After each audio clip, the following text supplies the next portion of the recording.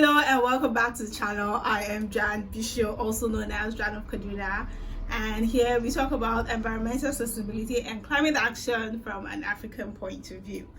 Today we are going to be exploring the inspiring stories of African countries that are taking bold steps towards combating climate change and also building a sustainable future for generations to come in their countries. It is a well-known fact that Africa as a continent has only contributed just about 4% of the total global emissions that is responsible for climate change.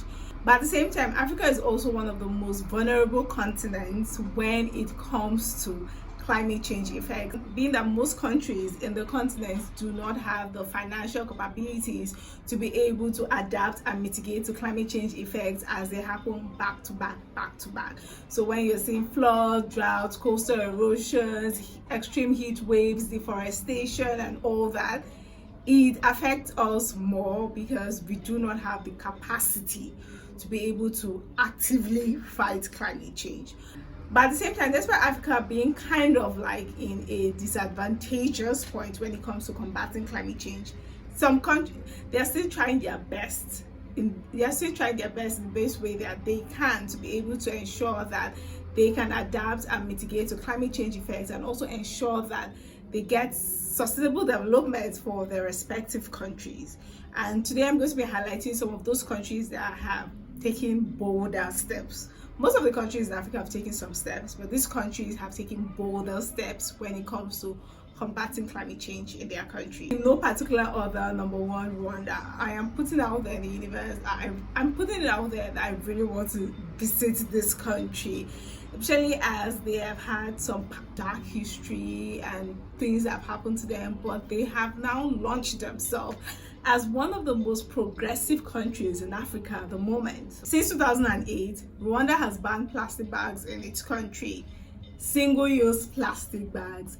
The ban has been so effective that even as a visitor coming into their country, at the point of entry, if you're found with single-use plastic bags, they seize it. It is a contraband item because it has been banned. Because of the implementation of this ban, it has earned them the title the cleanest country in Africa. They don't joke. This ban has been able to help them combat plastic pollution, and plastic pollution contributes to a whole lot of environmental mishaps, contributing to air pollution and even affecting the growth of some crops when they are in the soil. So Rwanda have really done a whole lot. And also when it comes to other cleaner technology adoption, Rwanda are one of the countries in Africa that are really leading the pack. Renewable energy adoption, clean cook stoves and all that when it comes to progressive sustainable countries in Africa. This North African country has shown the rest of Africa that getting your country to use renewable energy is very, very attainable and possible. At the moment, renewable energy make up about 1/3 of Morocco's electricity capacity. In 2009, Morocco set a goal that by the year 2020, 42% of the total power installed in the country would be renewable energy. Though they have not been able to meet that goal, they have made significant progress since then. Now they have set a new goal that says that by the year 2030, 52% of the power generated in Morocco will be from renewable energy sources. Morocco has also constructed the largest concentrated solar power plant in the world. It is known as the Nor-Ozazet Solar Complex. I hope I pronounced that right, but the name will be on the screen. I'm sorry if I didn't pronounce that right. The next on my list is Mozambique. Mozambique has been a country that has been plagued with more frequent cyclones in recent years, and it has dealt devastating blows to their economy and their development as a whole.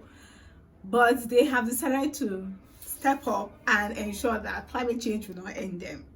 They designed a program to fight the climate crisis on the ground level. This program is called the Local Climate Resilience in Mozambique. It works to help local government provide climate resilient basic services to their people and also to improve decision making based on local knowledge. This program has been very beneficial to Mozambique. Earlier in 2023, when they had Cyclone Freddy, they didn't have as much casualties,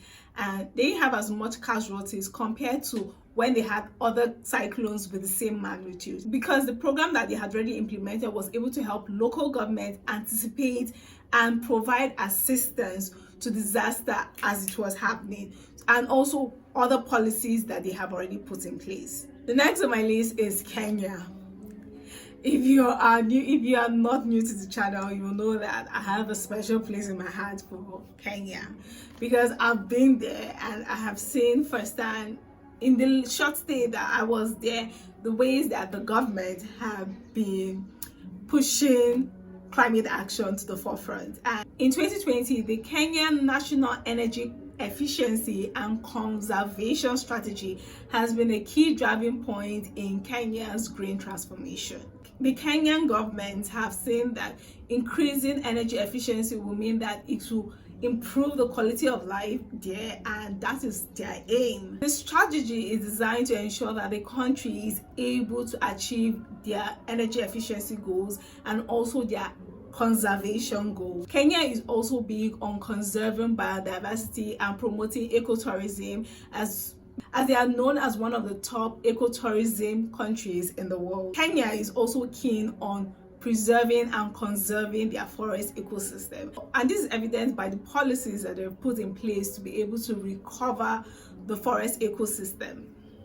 They have achieved their 2022 goal of achieving 10% tree cover, and now they have set a new goal by the year 2050 that they'll be able to achieve 30% tree cover. And also, if you don't know, earlier last month, yes, in November, they had a day set aside for everyone in the country to go plant a tree. Talk about a country that is very intentional about recovering their forest ecosystem. The next on my list is Uganda. Uganda is one of the first countries to develop and launch an interactive monitoring, reporting, and verification tool. The tool tracks in real time their greenhouse gas inventory and also collects data by tracking and reporting climate actions across the country. The Uganda MRV tool also generates reports. The Uganda MRV tool also generates reports illustrating how data collected aligns with the SDG indicators in their country. It also tracks climate finance flows for specific climate actions in the country. Uganda is also building national capacity to ensure that different people have the capacity to leverage these tools to be able to promote climate action and also able to combat the climate crisis in their country. The next on my list is Ethiopia. Ethiopia is one of those countries that have been greatly hit by the climate crisis, with desertification, droughts, and flash floods in parts of the country. But also they have decided to build resilience by embarking on a project known as the Green Legacy. The goal of the Green Legacy is to plant 4 billion trees in 4 years. That means 1 billion trees per year. I don't know how sustainable that is, but that is their big goal, and they are doing that to be able to combat desertification, also address deforestation while promoting biodiversity in their country. Another African country doing great work when it comes to climate action is Cape Verde. Cape Verde is actually a small island nation in Africa, and for island nations or coastal cities, they are vulnerable to rising sea levels, and as such, they have decided to build capacity to be able to combat them. So the government launched the Cape Verde Climate Adaptation Plan. This plan includes coastal protection measures, water resource management, and sustainable tourism practices to ensure a sustainable future for their country. Another country on my list is Namibia. In Namibia, they have implemented one of the world's most successful water recycling programs. By treating and reusing wastewater, they have been able to properly manage their water resources and reduce pressure on freshwater resources, thereby creating a sustainable water management model in the country. Other countries on my list of what they mentioned are Nigeria and Senegal. They have this project called the Great Green Wall Project, and other African countries along the Sahel region are also involved in this project, where they have planted trees along the 7,000-kilometer stretch of the Sahel region. Now, the aim of this project is to combat desertification, restore degraded lands, and also provide livelihood opportunities for locals in that region.